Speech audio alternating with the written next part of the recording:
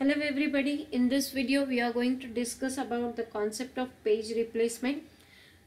So the page replacement is required whenever there is a page fault and we need to load the required page onto the main memory, and when there is no free frame available in the main memory, we are going to use the concept of page replacement.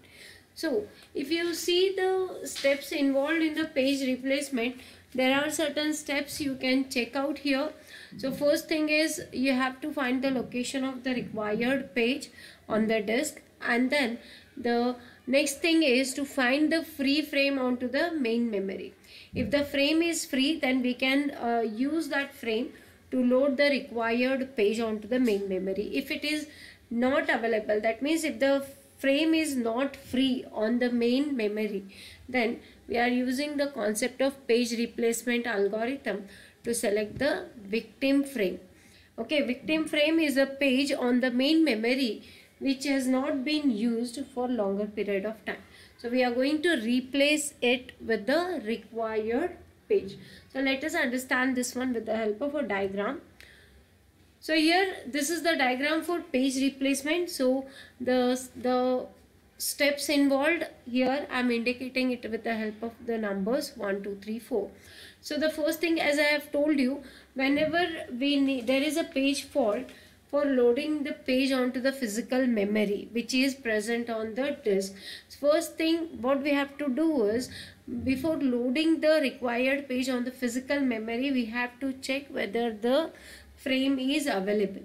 If the frame is available, then we can load the required page on the disk onto the main memory without any problem. But if the frame is not available, then we have to select one of the victim frame. This victim frame is the page which has not been used for longer period of time. Now what exactly we are going to do is, the victim page is swapped out. That means we are going to remove this victim page from the physical memory and we are going to place it on the disk. Okay, and the second step is to change the victim's valid bit. That means to change the victim's status in the page table as invalid.